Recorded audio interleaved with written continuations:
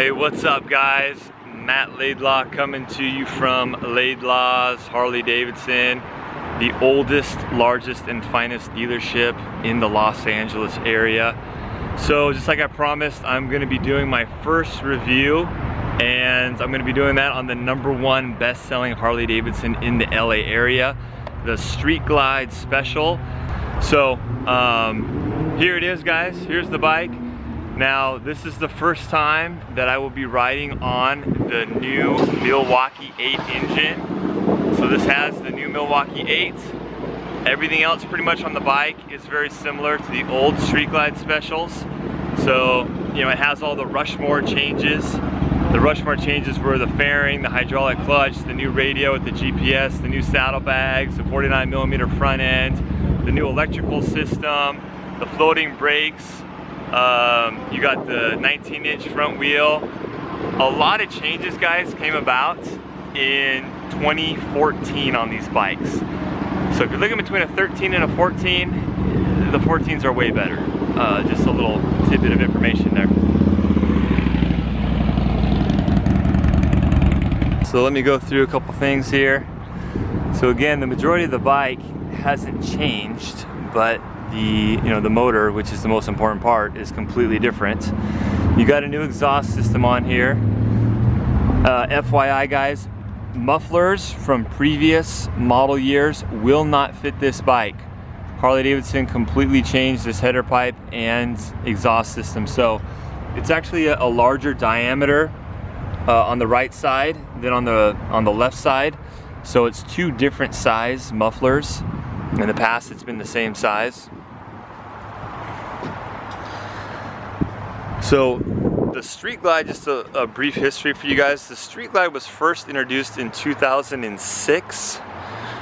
In 2006 it had the 88 cubic inch motor with the 5-speed tranny. Then in 07 they came out with the 96 cubic inch with the 6-speed transmission. And ever since the Street Glide debuted, it's been Harley-Davidson's, if not the #1 seller every year, one of the top sellers every year. So horn cover is a little bit different this year, guys.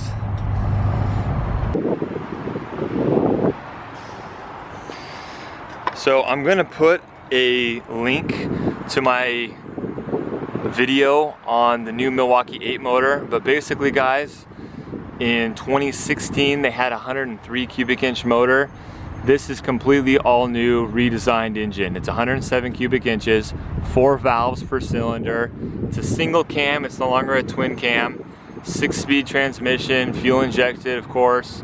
This is the Special. There's two versions of the Street Glide, the Special and the Standard. Really, this year, there's no more difference with the suspension. In 14 and 15, there was a different shock in the rear. Now they all have a brand new shock and front fork suspension. So the biggest difference between the Special and the Standard, guys, is the Special comes with this 6.5-inch infotainment system with navigation. It's also touch screen, so I can touch the screen or I can hit the joysticks here and navigate through the infotainment system. On the Street Glide Standard, it's a 4.3-inch screen, a little bit smaller. You got buttons on the side. You do not have touch screen capability, and you do not have GPS. With the Street Glide Special, you also get ABS and security as standard options, and you get the glossy black inner fairing. On the Street Glide Standard, you pay $795 for ABS and $395 for the security.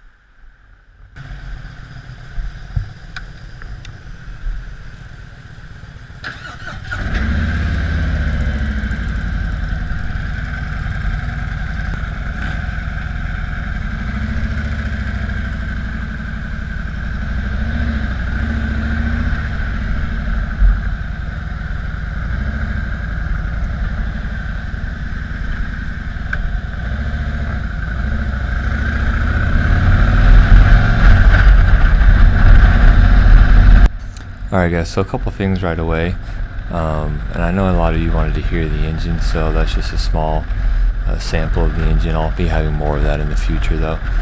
So The starter motor is completely new this year. I don't know if any of you kind of heard the difference in the starter, but it's a more powerful starter motor. It definitely starts the bike up better.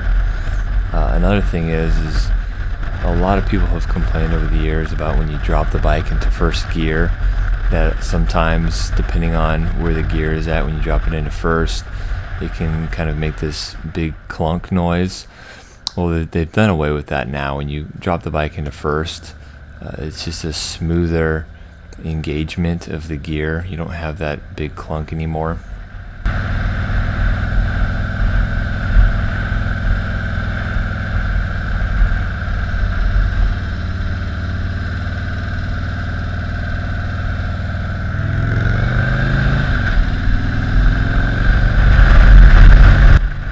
Something I noticed immediately, guys, from 2,000 to 3,000 RPMs, this bike just has a lot more torque.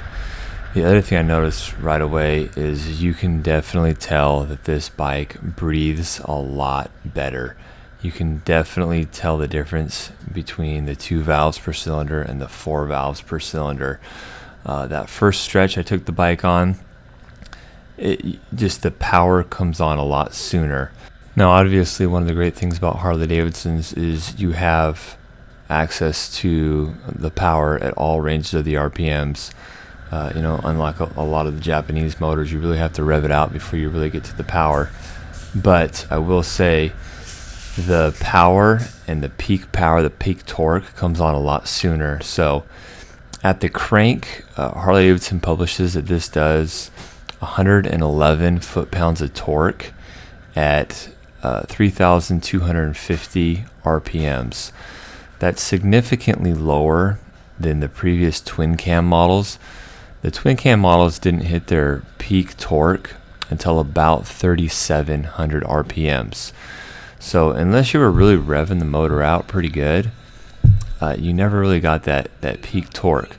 So, I usually ride, and really the best cruising speed is right around 3,000 RPMs. So, and I usually shift at about 3,200 RPMs, 3,300 RPMs, depending on the conditions, if I'm going up a hill and everything else. But it's just a lot better where the max power is at.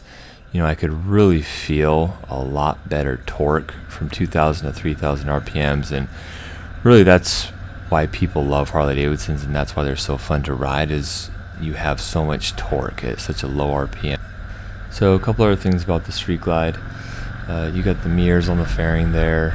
You got a couple of different sporty features about the bike. The windshield is smoked and chopped. You got about 25 watts per channel on the speakers, 2 speakers there in the fairing. Your gauges are your fuel, your RPM, your miles per hour, your voltage. The other 2 gauges that were on the models prior to 2014 is your oil pressure and the ambient air temperature. Those are now integrated into the infotainment system. There's a little I button on the right hand controls that you can press to see that. You can also see your engine idle temperature management system status. Basically, when you're idling at a light and the bike gets to a certain temperature, it cuts the rear cylinder, cuts the fuel in the spark, and so it idles on one cylinder. I will say though, and I'll have a shot of it here in this video, but the engine idles a lot smoother than it did in previous years, and that's large in part due to the counterbalancing. It's still rubber mounted, but it has a single counterbalance in there that helps out a lot. Plus, the idle speed is about 200 RPMs lower, so it idles at about 800 RPMs as opposed to about 1,000 RPM.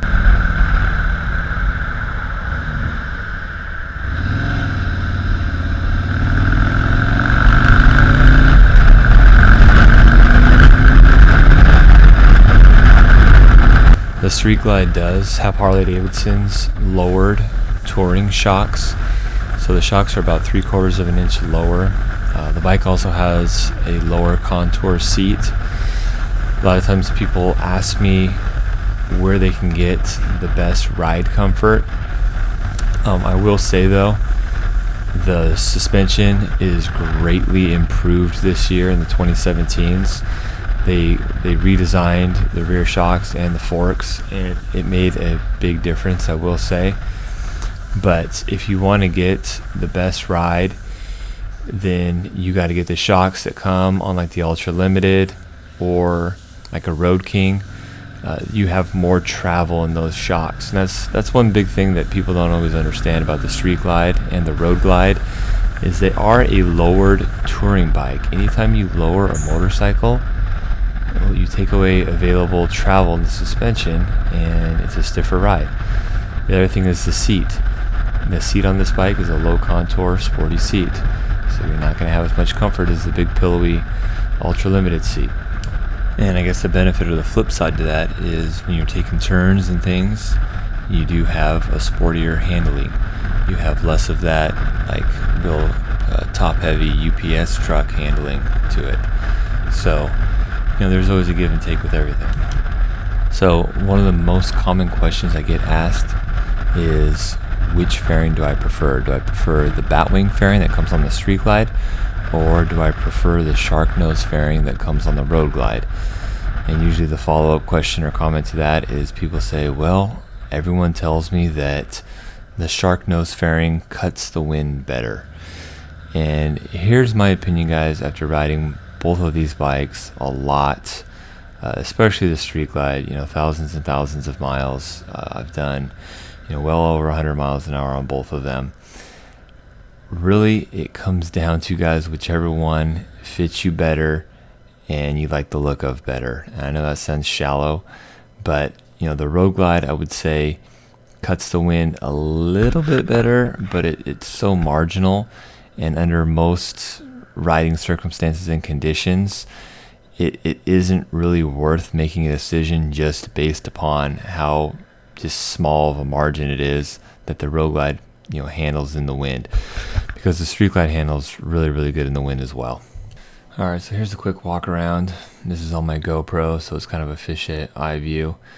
The bike does not come with the LED daymaker. That's the dual halogen bulb lamp, which they started putting on the bike in 2014. It works really well, but not as good as the LED daymaker.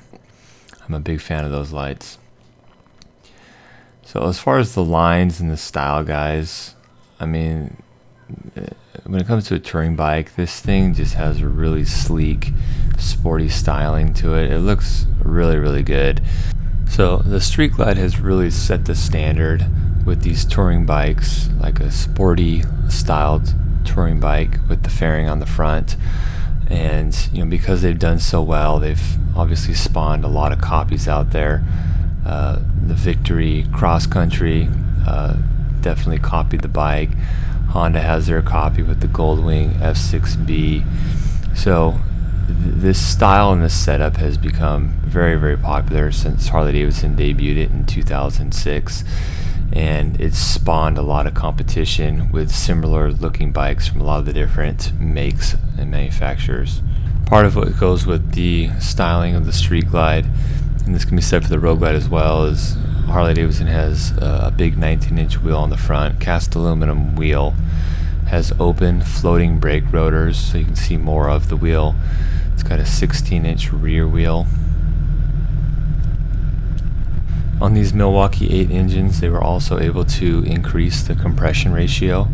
On the 107 cubic inch motor, the compression ratio is 10 to 1. On the 114 cubic inch, it's 10.5 to 1. So I would recommend this bike to people that have been riding for a while and they take a little bit longer trips. For the guy that likes to get out on the highway and put some miles on it, in Southern California, we're on the freeways pretty much everywhere we go, and so this is a really popular bike in Southern California because we're always jumping on the freeway, getting out in the carpool lane, and doing 70, 75 miles an hour. And if you plan on riding with a passenger, this has the touring chassis. Harley-Davidson's really their best platform for riding with a passenger. The other thing is there's a million parts that can be bolted onto this chassis as well, and which is a great thing that can be said for all Harley-Davidsons, is the amount of parts that are made for these bikes is just limitless. Harley makes a bunch of parts, and then obviously every aftermarket company makes parts for Harley-Davidsons as well. So really, I would call the Street Glide kind of your hybrid touring bike. You know, you don't feel like you have this big full dresser every time you take the bike out, but at the same time, you've got the comfort of the touring chassis, and you've got the fairing and the luxury of the radio and the GPS and everything. So it's a good all-around bike. It's basically a touring bike that you've got one foot into the stylish, sleek world as well. But you know, when you move up to something like an Ultra Limited, you get the storage of the tour pack. You get a little bit better ride quality with the more travel in the suspension and the seat, and a little bit better passenger comfort as well with the wraparound backrest. And you have 2 additional speakers on the Ultra Limited, plus you have the water cooling system, the twin cooled system. So you know, you make some compromises in the touring atmosphere a little bit, but the Street Glide is just a good all-around hybrid bike. So I just got back from riding the 2017 Harley-Davidson Street Glide Special. It's the first time I've ever ridden the new Milwaukee 8 engine, and I gotta say, guys, I knew the engine would be good, but I am super impressed with it. The power, the roll-on power is just significantly better than the high output 103 from last year, 2016. You can definitely feel the difference with those 4 valves per cylinder. It just feels like when you roll the throttle on, the motor just breathes and operates better. From what I really noticed is from 2,000 to 3,000 RPMs, the bike just feels a lot torquier. I just get that push back in the seat feeling a lot more pronounced in this Milwaukee 8 engine. My initial reaction when I first rolled on the throttle and took it from first to second to third to fourth is, yeah, it's just got a lot more of that low end torque, which is what makes Harley-Davidsons great. Is people love that roll-on torque that you get from a Harley, and this bike definitely produces that even more pronounced than it has in the past. So you get that same great Harley feeling, just even more pronounced of what people want, and that is the awesome torque. Here's the other thing I noticed right away. When you're sitting there at a signal light, especially when the bike gets hot, you don't have that really hot vibrating motor underneath you. And don't get me wrong, I'm a huge fan of Harley-Davidson, and I love the mechanical feeling of a Harley-Davidson. That's really what makes, one of many things that makes Harley-Davidson so fun to ride. That's what a lot of people don't understand, that criticize Harleys who haven't even ridden them, is there's something just really fun about the mechanicalness of the bike. The fact that you can actually see the motor and it's not covered up with a big plastic shell like a Honda or something like that. So the mechanicalness and the operation of it, and the fact that you really can feel what you're doing with the bike, I love that about Harley-Davidsons, and that's why I have more fun riding them than any other motorcycle. So, but even with that element a little bit toned down as far as the vibration at a signal light, I think it was a step in the right direction, quite frankly. The longevity of the motor is going to be better because you don't have as much vibration, so it's easier on the motor mounts, it's easier on all the internal parts with less vibration. So I'm going to start it up and let you guys see it for yourself.